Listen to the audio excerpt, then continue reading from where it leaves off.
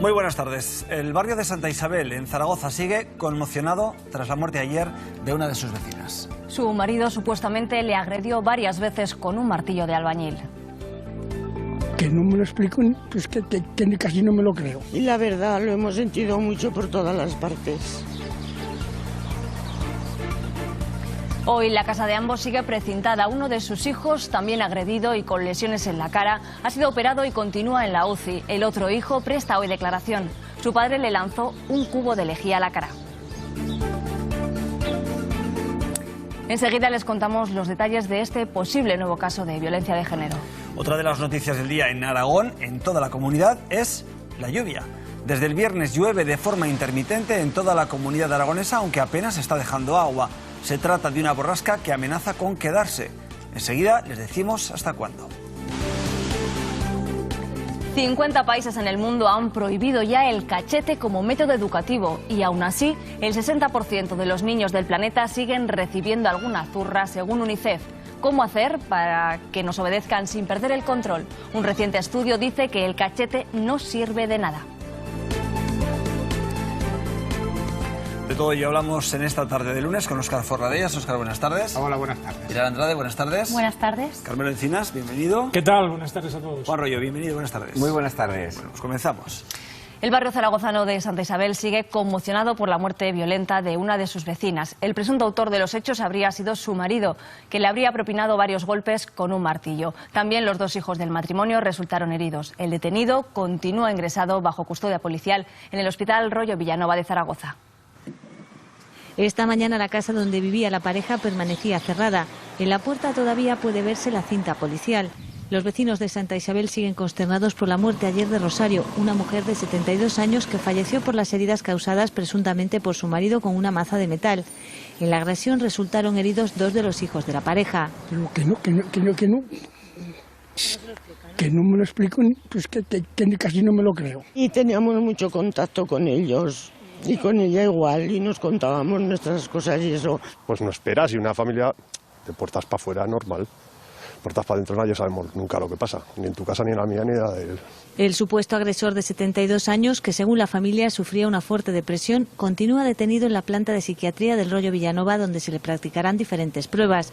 Por el momento no será dado de alta. Lamentar un caso en el que no había denuncia previa, no había antecedentes de ningún tipo, ni siquiera de una intervención social que pudiera decir que estábamos hablando de una familia desestructurada. El hijo menor de 38 años y discapacitado intelectual sobrevivió a la agresión.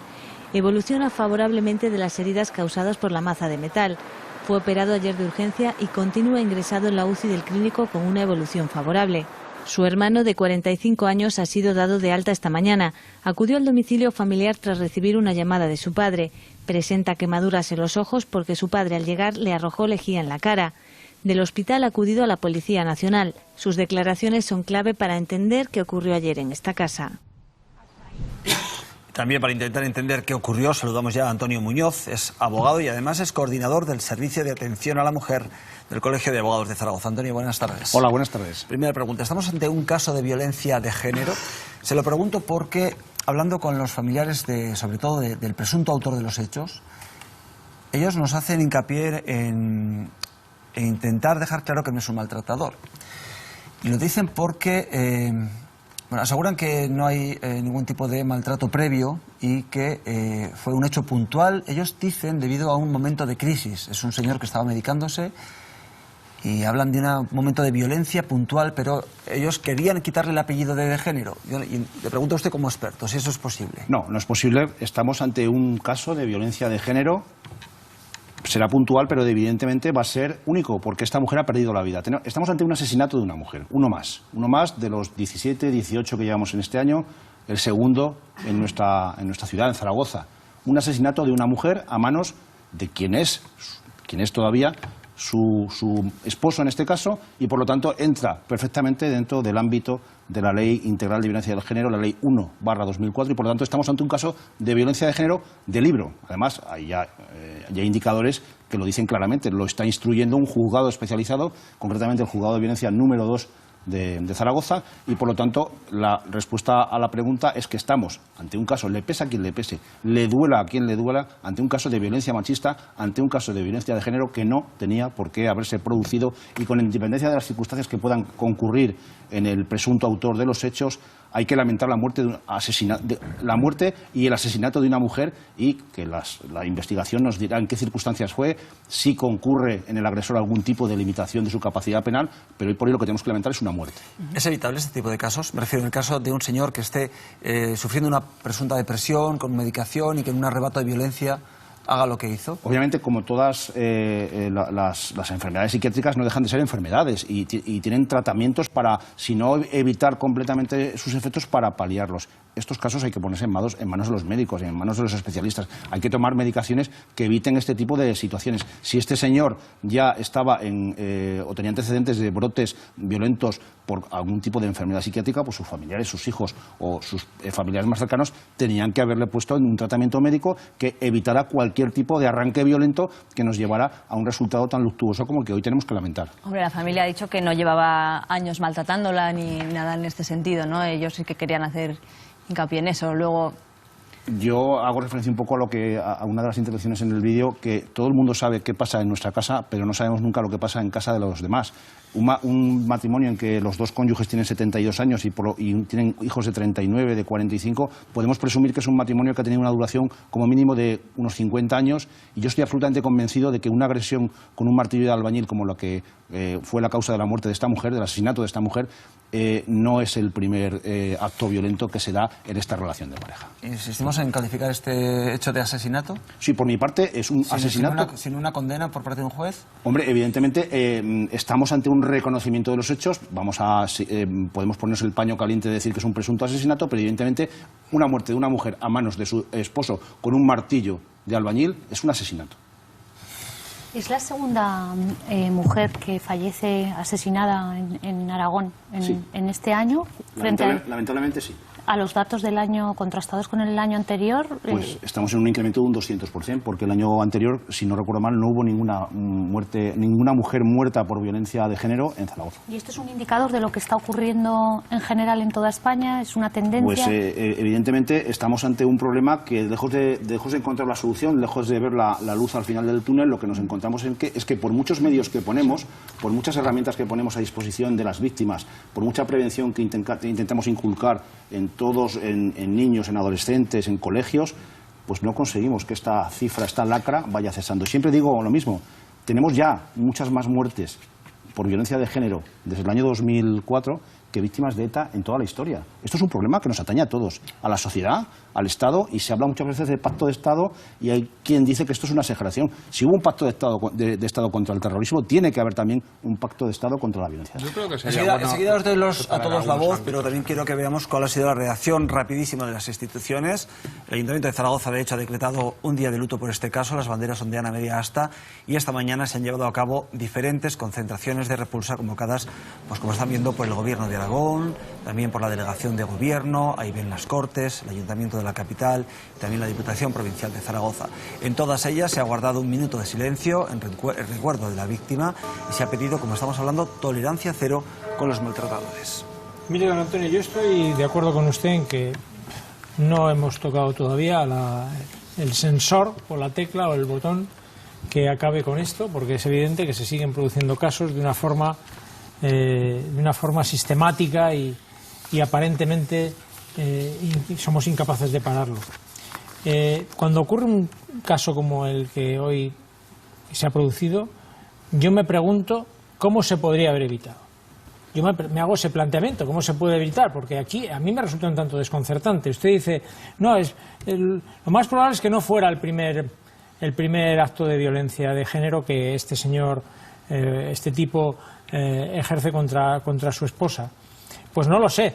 Todo su entorno, lo que vemos es que era un matrimonio normal, no había habido ningún síntoma de nada. Es verdad que no sabes lo que pasa dentro, pero no lo sabes, pero siempre puedes intuir, los vecinos, los familiares, siempre puedes intuir que ahí puede pasar. No había ningún síntoma de nada. Si no hay ningún síntoma de nada, ¿cómo puedes evitarlo? Es que ¿cómo puedes evitarlo? Porque es que además, en este caso, se produce, digamos, aparentemente una especie de enajenación mental de alguien, desde luego, enajenado o no, malvado, porque la reacción que tiene es que pega, o sea, mata martillazos a su hijo, también le hiere, a otro le echa lejía en la casa. O sea, es que es bastante terrible. Pero ¿y cómo se previene esto? Es que no veo la manera de prevenir. Tenemos que informar, tenemos que dar información a las mujeres, tenemos que las mujeres sepan, y luego tienen que actuar los puntos de alerta temprana, los asistentes sociales, las policías locales de Santa Isabel, de los barrios, de los pueblos, los vecinos. No podemos, esto ya no es un problema, esto ya no es un problema de puertas para adentro, esto es un problema de toda la sociedad, y tenemos que contribuir toda la sociedad a dar una solución. Y si nosotros escuchamos que el vecino de al lado le está dando a su mujer, hay que llamar a la policía. Bueno, por eso se hizo que fuera delito público, para que cualquiera pudiera denunciar. A mí me gustaría introducir un tema. Yo creo que cualquier asesinato debería ser evitable.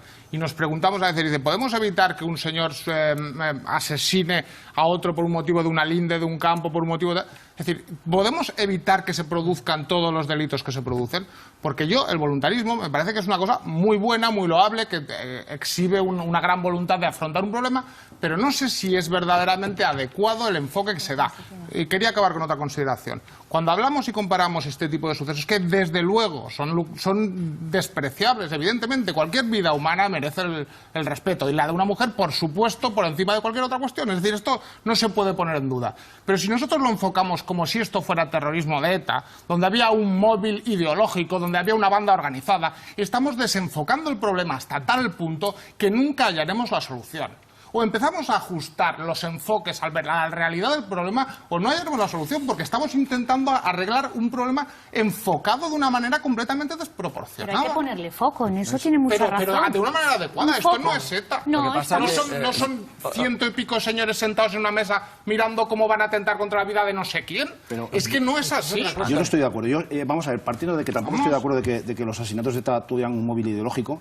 Aquí estamos también ante una cultura que nos han educado en el que el niño no llora, el niño es fuerte, el niño es el que lleva los pantalones en casa, el niño es el que trae el dinero a casa, el hombre es el que domina a la mujer, y esa cultura está introducida en este tipo de maltrato, porque es que los varones que agreden a sus esposas, los varones que agreden a sus novias, los chicos jóvenes de 14, 15, 16 años que están controlando a sus novias, lo hacen desde un punto de vista que ellos entienden correcto, de que son superiores a las mujeres por el simple hecho de ser varones, y eso es lo que introduce la Ley 1/2004, castigar ese tipo de comportamientos. Por eso yo digo que sí que hay un móvil ideológico en la violencia de género. Pero es que ese componente ideológico, y ese es el kit del asunto. Si por ese componente ideológico de la sociedad patriarcal explicáramos el asesinato, los 20 millones de varones que han sido educados en el patriarcado cometerían delitos de ese tipo, y no es así, no es el único elemento. Y como no es el único elemento, no está bien ajustado. Porque en este mismo caso, y yo no soy especialista, y una de las cosas de las que me alegro siempre que aparece uno de estos temas es de no tener que juzgar a las personas y no tener que estar en este ajo, porque yo no soy Dios. Esto es lo primero. Y lo segundo, es una familia donde hay 2 personas al menos que tienen una discapacidad psiquiátrica. Y dices, Dios mío, de 4, 2 con un problema de salud mental. Yo no soy capaz de hacer un juicio de intenciones. Estoy de acuerdo con la voluntad que impulsa la Ley Integral de Violencia de Género, la lucha contra todos los asesinatos que se dan. Todo esto ha sido muy positivo, pero se está desenfocando en algunos momentos el problema a un punto que no lo vamos a poder atajar. Porque esto no es ETA. No es así. Pero pasa, Óscar, que tampoco podemos comparar este tipo de asesinatos con el asesinato de un vecino que mata a otro por una linde. Me refiero que esto es un patrón que se repite y que durante el año encontramos muchos casos similares, y yo no sé si hay un patrón. Ese punto, Fernando, es el gran kit. No es un asesinato por una linde, ni es uno de ETA. Y encontrar el punto es donde estamos. De hecho, en apenas, y nos lo va a contar Ana enseguida, en apenas 48 horas casi ha estado a punto de repetirse lo mismo en nuestra ciudad. Pues sí, efectivamente, gracias a Dios se ha conseguido obtener un resultado muy distinto. Pero fíjense, también en la capital aragonesa la policía ha detenido a un hombre acusado de retener durante varias horas a su expareja y al jefe de esta en el bar en el que trabajan. Según fuentes policiales, les quitó los móviles y les provocó diferentes heridas. Fue la madre de la chica la que dio la voz de alarma al acudir al establecimiento y ver que algo no iba bien. Los bomberos abrieron la puerta y la policía logró liberarles. Al detenido se le imputan los delitos de malos tratos, lesiones y detención ilegal.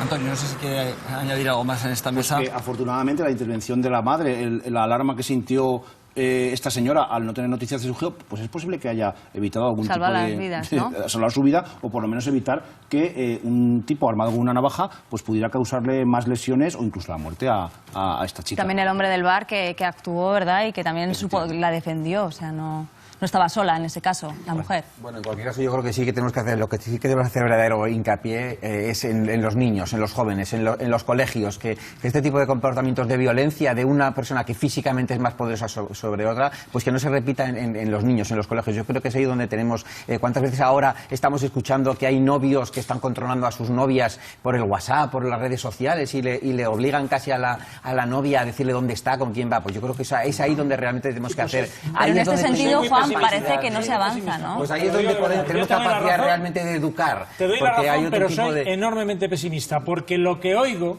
cuando pongo la oreja en estos grupos de adolescentes no me das la razón. Claro, me das la razón. Completamente. Y creo que ese es el... Porque, bueno, antes lo hablábamos aquí, lo que hay ya lo tenemos y va a ser difícil de cambiar. Habrá que vigilar para evitar lo que se pueda. Pero lo que no puede ocurrir es que no sepamos cambiar la cultura, la cultura de los que viene. Y eso sí que me parece a mí que, desde luego, estamos muy lejos de haberlo conseguido. Y en el caso que nos atañe, sobre todo, muy importante, que no liemos enfermedad mental con violencia, que no tiene nada que ver, que son todas circunstancias totalmente diferentes. Una persona puede ser violenta con enfermedad mental o sin enfermedad mental. No estigmaticemos a nadie y, al final, bueno, el caso está a manos del juez y que es el que tendrá, porque, sinceramente, no tenemos nada de información, o prácticamente nada de información, con lo cual, muchísima prudencia, sobre todo, bueno, pues al ofrecer estas noticias y al ofrecer opiniones tan alegremente que a veces... Claro, no, lo que no vamos a hacer desde luego es especular sobre lo que ha ocurrido en esa casa, en el interior de ese domicilio de Santa Isabel, pero bueno, es un caso que ha conmocionado sin duda en las últimas horas a este barrio la capital aragonesa, sí, y también a Aragón. Por eso queríamos también contar con la opinión de Antonio, experto en este tipo de cuestiones. Esperaremos a saber más información para poder analizar con más... La investigación no ha hecho más que empezar. El juzgado de violencia sobre la mujer número 2 de Zaragoza ha decretado, como bien habéis dicho, el secreto de sumario. Se va a abrir una instrucción profunda para ver qué es exactamente lo que pasó, y cuando se finalice la instrucción, pues este señor, se valorarán sus circunstancias personales, sus circunstancias médicas, si las hay, y qué influencia han podido tener en sus actos, y bueno, pues se le juzgará y en su caso pues se dictará una sentencia conforme a lo que establece el Código Penal para este tipo de sucesos. Y si este señor se considera que no tiene ni responsabilidad penal porque es un inimputable, porque no era, pues en nuestros juzgados de vez en cuando dictan sentencias en las que se establece que una persona no era responsable de sus actos. Habrá que ver qué es lo que ocurre en este caso, porque, como digo, pasó ayer y todavía tenemos muy pocos datos, pero bueno, vamos a dejar que la justicia haga su trabajo. Antonio Muñoz, abogado, gracias por estar con nosotros. Gracias a vosotros. Muy amable. Bueno, nosotros seguimos con otra de las noticias del día, que sin duda alguna es la lluvia. Van a ver imágenes